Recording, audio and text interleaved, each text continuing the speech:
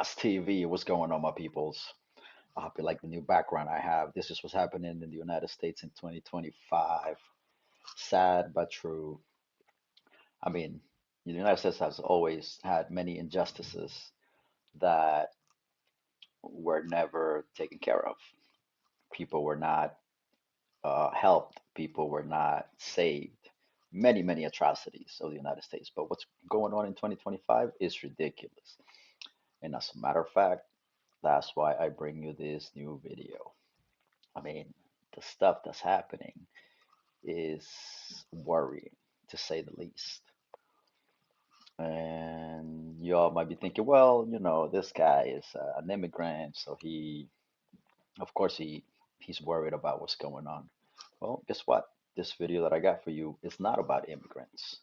It's about U.S. citizens being treated as second-class citizens because the authorities think they're immigrants.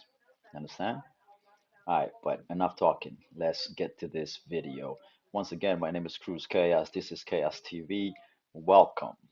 Uh, Follow me if you like what I have to say and the videos that I bring you, and share it if you like it that much. All right. So let's start with this video. This is the one source of news that I'm up on all the time. So here's Amy Goodman of Democracy Now! Bringing us this crazy story. I'm Check Amy it out. Goodman. As we turn now to what seems to be a growing chorus of U.S. citizens sharing accounts of having been detained at airports across the country since the start of the Trump administration. Boston-based civil rights attorney Ivan Espinoza Madrigal says he was returning home on March 12th from a vacation in Portugal when he was detained at Boston's Logan Airport. In an article in the Huffington Post, Espinoza Madrigal, who was born in Costa Rica, explains that he's lived in the U.S. for 3 decades, became a citizen, 20 years ago in 19. So again, I said this wasn't about immigrants. Well, this guy's an immigrant, but he's been here for 30 years and is a U.S. citizen. When you become a citizen, you can't get treated like an illegal alien, which is what happened to him. But let's listen to the story. 1996. He writes, quote, "It's disempowering and dehumanizing to have government officials question my citizenship and passport. My citizenship is not only a legal status, it's deeply rooted in my identity. If my personal experience at Logan is any indication, airport inspections are now targeting not only Muslims, but other minorities, including U.S. citizens, for extreme vetting." A day later, the former police chief of Greenville, North Carolina, says he was detained for over an hour by Customs and Border Protection. I told you it's troubling. The ex-chief of police is getting looked at, vetted at the airport. The ex-chief of police, people, come on now. Agents when he was flying into New York City's JFK airport after returning from visiting his mother in Paris. In a Facebook post, he wrote he was a U.S. citizen and had worked in law enforcement in the U.S. for nearly 30 years. Again, that guy was a citizen for over 30 years, or he's been here over 30 years. This guy's been a police chief and a police officer, someone that upholds the law for 30 years, and he's getting treated like a second-class citizen. Hassan Aden wrote that after his detention, quote, "This country now feels cold, unwelcoming, and in the beginning stages of a country that's isolating itself from the rest of the Think about that. world and its own people in an unprecedented fashion." Espinoza Madrigal and Aden now join us, along with many other citizens, including a U.S. Olympic medalist, a NASA scientist, the son of a boxing legend, Muhammad Ali Jr., who've all been detained at airports across the country since the start of the Trump administration. So again, doesn't matter if you're a citizen, you're still getting looked at the airport. You're still getting scrutinized at the airport. Not even if you have your U.S. passport, you're not safe as a U.S. citizen. You're not safe under this new administration. For more, we're joined by Ivan Espinoza Madrigal and Hassan Aden. Hassan Aden, let's begin with you. You're the former police chief of Greenville, North Carolina. Talk about what happened to you at JFK. So I had spent a weekend in Paris celebrating my mom's 80th birthday. and returned back to the United States. I was looking forward to seeing my family and, getting back to work and doing my thing. And everything was business as usual. Got off my flight, went through the automated passport check, got my customs sheet printed out, and I walked up and handed my passport to a CBP agent who barely even looked up at me. He scanned my passport, looked at me, asked me if I was traveling alone. I responded yes. And then he stood up and said, "Let's take a walk." My first red flag that something was not the same as always. I travel frequently. I travel internationally. I travel nationally, weekly, multiple times. And I have never, ever been stopped by CBP. And this is not to say that I don't support and really appreciate the mission of CBP. They have a difficult job with lots of complexities. But the detention is the piece that I question, and the length of the detention. So I was taken back to a room that was a makeshift office. It appeared to be some sort of a storage room. And for the next hour and a half, they held my passport. I questioned whether I was being detained, and the original officer that took me back there said, "No, this is not a detention." There are lots of different arguments about that. I was clearly not free to leave.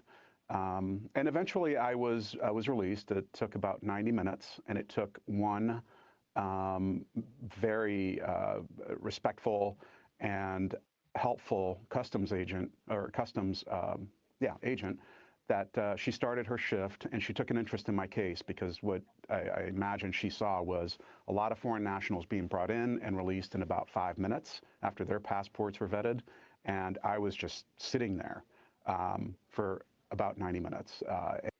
So again, two things come to mind with this. One is, in a way, I'm kind of happy that folks like citizens of this country get to feel what immigrants feel every time you come in here. Now, it hasn't been like this always. They used to have more respect for people who were legal residents, who can travel, come in and out of the country with no problems. If you have no, criminal background, and if you're legal here, you can come in and out with no problems.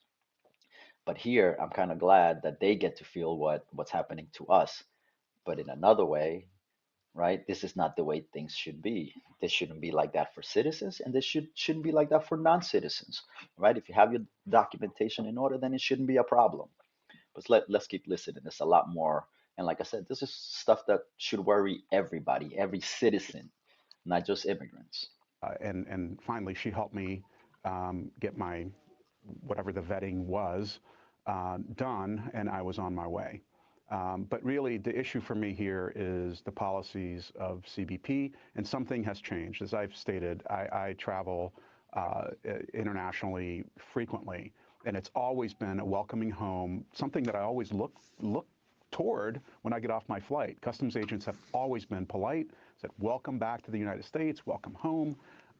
Not the case, and this was the first time that I've traveled internationally in 2017. They took your phone? No. You had your phone in your possession at all times? I had my phone in my possession at all times. And I'm sure she's asking that because there's other people that they've tried to look at their phones, take their phones away, and have them unlock it so that they can look through it, which, from what I know, is not legal. However, I was restricted from using it. There were two signs that were very, very clear in what they wanted you to do. One was remain seated at all times, and two, use of mobile devices and telephones strictly prohibited. Another sign that I was actually being detained. I want to bring in Ivan Espinosa-Madrigal. Talk about your own experience. Thank you, Amy. My experience was somewhat similar. I was returning home from a vacation in Portugal, and I went through the passport control line like usual. And the difference here is that instead of asking me, where were you? How long were you gone for? Are you bringing any fruit and vegetables? What the officer did is that he looked at me very suspiciously, as if I had done something wrong, and took my passport, left the kiosk, and proceeded to confer with a couple of other CBP officers, returned, asked me questions like, where did you get this passport? Who gave you this passport? Where does this passport come from? Clearly indicating that the authenticity of my passport was at issue, that there was some notion that my passport may be fake or invalid in some fact. So again, U.S. citizen with a U.S. passport, and they're treating him like this. They're asking him where did he get it. There's only one place that you get those passports, and if they get a lot of fake passports, I'd like to see uh, that that uh, that report about how many fake passports they get because this guy's legit. Fashion, and questioning my citizenship and the fact that I have this U.S. passport. At that point, the passport was scanned through the CBP system, clearly confirming my identity and that that passport was issued by the U.S. Passport Agency in New York. And instead of releasing me at that time, what the officer did was to escalate the matter by calling over another CBP officer to escort me to a separate security room where my vetting continued and where I was asked to produce additional proof of identity so that they can confirm who I was. This is the first time that I traveled since the inauguration. So again, U.S. citizen. This should worry all of you. Anybody that's watching this, that's legal or illegal for that matter. This should worry you because they're trampling all over your rights. And this is the new way of doing things here in the United States. The United States has become way, way more anti-immigrant than it used to be. There's always been a wave of anti-immigrant sentiment here in the United States, but now we're another level. It's the same sentiment times 10, and not just about immigrants. Citizens are always also taken in. I'm sure you heard on the news, citizens have gotten arrested thinking that they're immigrants or illegal immigrants, as they call them, undocumented people. Um, but they do it to citizens now, and they don't apologize. They don't care. So again, be afraid, be very afraid of what is going on in this country in 2025.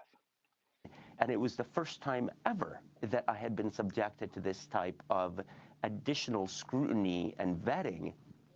The last time I traveled was on January, right before the inauguration, and I came in through the country perfectly fine, like any other U.S. citizen. Well, let me ask. In other words, it's Trump. It's the new policies that Trump is pushing, making everybody become way more anti-immigrant, making everybody by law, by force, making them scrutinize everybody that comes through the airports. Let me ask you something, Ivan. Your group sued President Trump this year on behalf of the cities of Lawrence and Chelsea in Massachusetts over. Now, this is another piece of the puzzle, right? This guy's a lawyer, and he sued on behalf of immigrants. He's suing the Trump administration. So this could have been in retaliation for him being one of the lawyers that's suing him, right? They probably gave him that type of treatment to teach him a lesson and to make sure that he stays in line, because this is what they're doing. Over the president's executive order defunding sanctuary cities? That's right. We sued on February 8th. My organization was the first one in the country to sue on behalf of sanctuary communities. We represent two heavily immigrant towns in Massachusetts that are being threatened by Retaliation, for sure, retaliation. the Trump administration for defunding based under immigrant-friendly policies. And the lawsuit is the only one in the East Coast at this time. This litigation was very important because we need to protect all families and children in our communities. And so it's very important for my organization to be out there right now at a time of significant federal uncertainty protecting families. And to be treated as suspect at the airport was incredibly not just humiliating, but empowering when my job day to day is to protect immigrant families. And now he's feeling that way. But when you think about it, I mean, the ex-police chief is feeling the same way, right? He's not an immigrant. He didn't come here from another country. U.S. citizen, an ex-police chief, and he's getting treated this way. This guy, of course, they have a reason to treat this guy that way because he's fighting against the injustices of this government, right? So he's gonna get treated like that. But the bottom line is everybody's getting it. You guys know. You guys know how this thing is going, so pay attention. Let's pay attention. Let's stay out there. Let's stay vigilant. Last month, White House Press Secretary Sean Spicer said the president wanted to take the shackles off the nation's immigration and customs agents. The president needed to give guidance, especially after what they went through in the last administration, where there were so many carve-outs that ICE agents and CBP members had to figure out each individual whether or not they fit in a particular category, and they could adjudicate that case. The president wanted to take the shackles off individuals in these agencies and say, you have a mission, there are laws that need to be followed, you should do your mission and follow the law. Taking the shackles off. That's what this means. Go at everybody. Scrutinize everybody, regardless if they're citizens, if they're not citizens. Arrest them if they can't show proof right on the spot that they're citizens, which is illegal, right? But the Trump administration does not care. Deporting people to El Salvador against a judge's order doesn't care, means nothing to him, right? Let's pay attention, people. Hassan Aden, your thoughts on what he's saying. Do you see this? I mean, you're law enforcement. Do you see this as an unshackling of law enforcement? Well, they took the shackles off of CBP and placed them on others, U.S. citizens and others. Ooh, that's a bar right there. Took the shackles off CBP and put them on others. Now you can see how things are going. This is coming from an ex-police chief. Subjected to this kind of conduct now. It is humiliating, as Ivan stated. It is a position of, it makes you extremely vulnerable, and you have no idea what is happening to you at the time that it's happening. The reason why I really wanted to bring this up and very publicly was because there are so many people that are voiceless.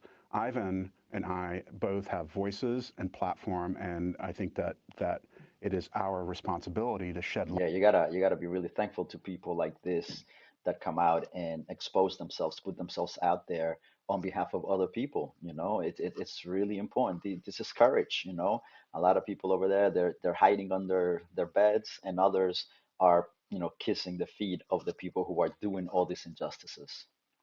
Shed light on this problem. And Ivan Espinosa Madrigal, do you think you were targeted because of the lawsuit? Oh, without a doubt, I can answer that. Of course, he was targeted. I'm not sure. I don't know what they I am. were thinking, but what I know is that one of the greatest strengths of this country is that we do not have classes of citizenship. No, I'm sorry. Let me correct you. We used to not have classes. No, nah, I'm wrong. We've always had classes, except that this time around, the billionaire class are the ones who run the country, right? And there is no counterweight to them. There is no, there's not someone who's holding it out, except for a few judges. We have judges, and which they don't want to listen to anyway. So serious stuff going on in this country.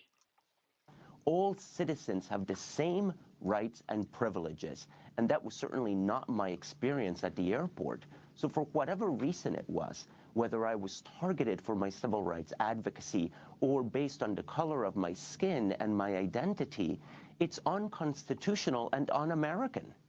There we go, right? That is the bottom line. And this is how the US used to operate, right?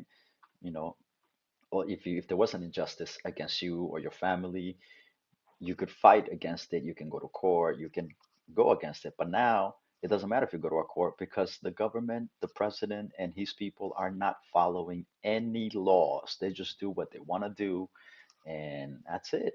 We're in trouble. The US of A is in trouble, people. And Hassan Aden, you're familiar with databases that law enforcement use as a former police chief. What database do you think you're in? Now, I'm sure the reason why she brings databases is because they've always had databases where you had, terrorists and people who are on no-flight lists and things like that.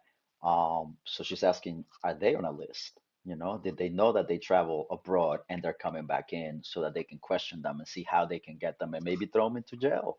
If they can present the right documentation at the airport, or they don't have what they're asking for, they can throw them in jail, possibly sent to El Salvador. I'm not sure. I do think that I believe, I was never told that by CBP, but I believe it's some sort of, what I was told was that my name was used as an alias and that some database flagged it. So I believe it's something to do with a terrorist watch list. Or so they say. That's what they tell you, right? They're not going to tell you the truth. They're not going to tell you you're on a list and we're going after you because of what you're doing. They do it and then they come up with some excuse for doing it. Or a fusion center. But what I do know is that one of three things is going on with this database. One, either the database is... We have 5 seconds. There's a problem with the database and the policies behind it. It should not take 90 minutes to clear someone holding a U.S. passport. Hassan Aden, former chief of police of Greenville, North Carolina, detained at JFK. Ivana Espinosa Madrigal with the Lawyers Committee for Civil Rights and Economic Justice, detained at Logan Airport in Boston. That does it for our broadcast. Happy birthday to Miriam Barnard. I'm Amy Goodman. Thanks for joining us. So there you go. There you go. You have all these things happening to U.S. citizens, not just anyone, right? But U.S. citizens, not an illegal immigrant, not undocumented, not TPS, not legal residency, but U.S. citizens. Not someone that just became a citizen, was illegal last year and became legal. No, these are people who have been here for over 30 years. One is an ex-police chief, and the other one is a civil rights lawyer. We need to put our strength together and get these people out of there. Of course, the Democrats got to do a lot better also. We need to push them too, but stuff is worrying. See what we got back here? That's part of what's going on in the US today. But anyway, I'm gonna leave it right there. My name is Cruz KHAOZ. This is KHAOZ TV, and I'll see you on the next one. All right.